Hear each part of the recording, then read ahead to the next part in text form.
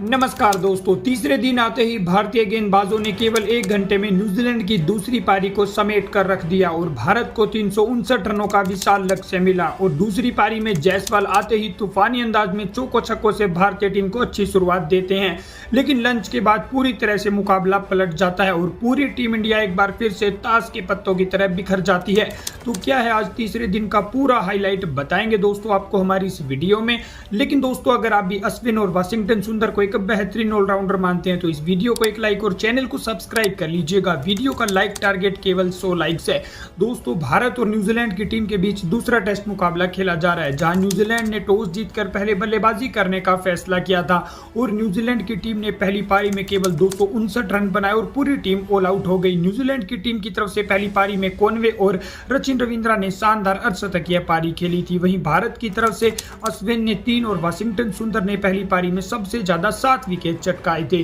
और फिर उसके बाद भारतीय टीम अपनी पहली पारी के लिए मैदान पर आती है, लेकिन भारत की शुरुआत एक बार फिर से खराब रहती है। दूसरे दिन टी ब्रेक से पहले भारतीय टीम केवल 156 रन के स्कोर पर ऑल आउट हो जाती है। भारत का कोई भी बल्लेबाज 40 रनों का आंकड़ा भी नहीं छूता। जायसवाल 30 रन बनाते हैं, उसके अलावा गिल भी 30 बनाते हैं, वहीं पंत 18 और रविंद्र जडेजा सबसे ज्यादा 38 रन बनाते हैं। और न्यूजीलैंड की टीम की तरफ से मिचेल सेंटनर ने सबसे ज्यादा पहली पारी में 7 विकेट चटकाए।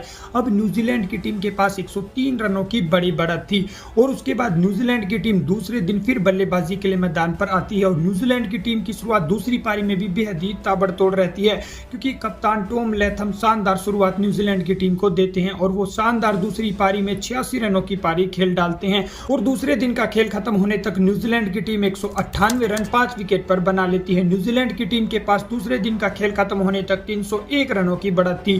फिर उसके बाद आज तीसरे दिन का खेल शुरू होता है, जहां ग्लेन फिलिप्स और टॉम बेंडेल शानदार शुरुआत न्यूजीलैंड की टीम को एक बार फिर से देते हैं। दोनों ही बल्लेबाज तेजी से रन बना रहे थे और अर्धशतक के करीब पहुंच चुके थे, लेकिन तभी रविंद्र जडेजा ने 41 रन के स्कोर पर टॉम बेंडेल को बोल्ड कर दिया और न्यूजीलैंड की टीम को 231 रन के स्कोर पर आज छठा झटका लगा।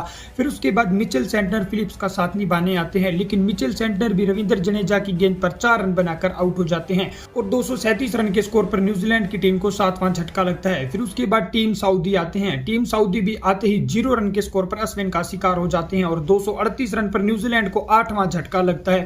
फिर उसके बाद फिलिप्स का साथ निभाने अजाज पटेल आते हैं, लेकिन अजाज पटेल भी 12 गेंदों पर 1 रन बनाकर रविंद्र जडेजा का शिकार हो जाते हैं और 241 रन के स्कोर पर न्यूजीलैंड को 9वां झटका लगता है।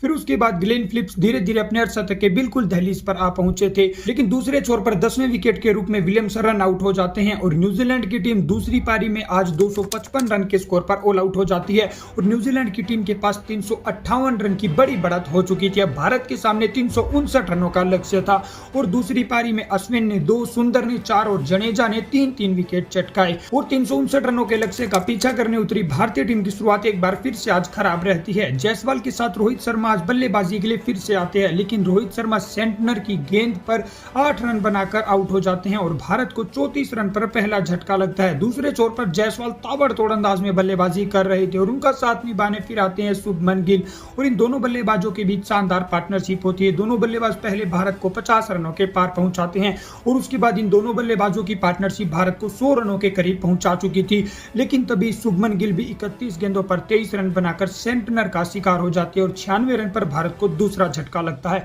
फिर एक छोर पर जायसवाल अपना शानदार अर्धशतक बना चुके थे और कोहली उनका साथ निभाने आते हैं और इन दोनों बल्लेबाजों के बीच भी अच्छी पार्टनरशिप चल रही थी, लेकिन तभी जायसवाल भी सेंटनर की गेंद पर 77 रन बनाकर आउट हो जाते हैं और ये रन उन्होंने केवल 65 गेंदों पर बनाए और भारत को 127 रन पर तीसरा झटका लगता है। फिर उसके बाद कोहली का साथ निभाने ऋषभ पंत आते हैं, लेकिन ऋषभ पंत भी आते ही 0 रन पर रन आउट हो जाते हैं और भारत को 127 रन पर ही चौथा झटका लगता है।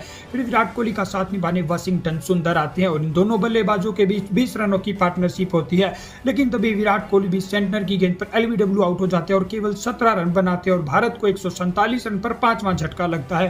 फिर उसके बाद सरफराज खान वाशिंगटन सुंदर के साथ आते हैं, लेकिन सरफराज खान भी ज्यादा देर क्रीज पर नहीं टिक पाते, क्योंकि सरफराज खान भी 9 रन बनाकर सेंटनर की गेंद पर बोल्ड हो जाते हैं और भारत को 165 रन पर सरफराज के रूप में छठा झटका लगता है। फिर वहीं वाशिंगटन सुंदर का साथ निभाने रविंद्र जडेजा आते हैं, लेकिन वाशिंगटन सुंदर ग्लेन फिलिप्स की गेंद पर 21 रन बनाकर आउट हो जाते हैं और भारत के 167 रन पर 7 विकेट गिर जाते हैं।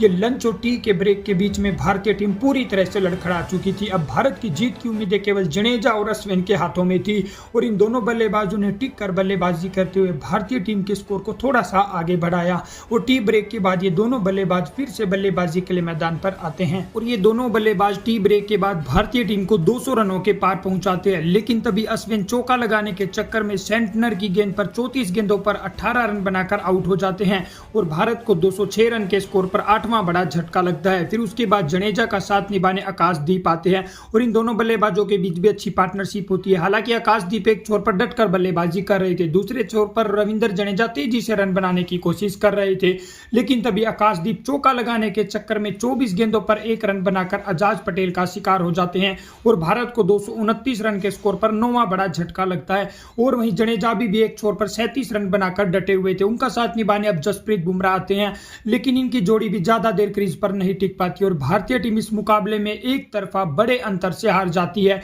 और इसी के साथ न्यूजीलैंड की टीम ने 2-0 से ये सीरीज भी अपने नाम कर ली है। तो दोस्तों, इस दूसरे टेस्ट मुकाबले में किस भारतीय खिलाड़ी की गलती की वजह से भारत को हार का सामना करना पड़ा है, उस खिलाड़ी का नाम कमेंट में जरूर बताइएगा। और दोस्तों, ऐसी ही क्रिकेट से जुड़ी सभी ताजा खबरों के लिए चैनल को सब्सक्राइब कर लीजिएगा। वीडियो देखने के लिए आप सभी का बहुत बहुत धन्यवाद।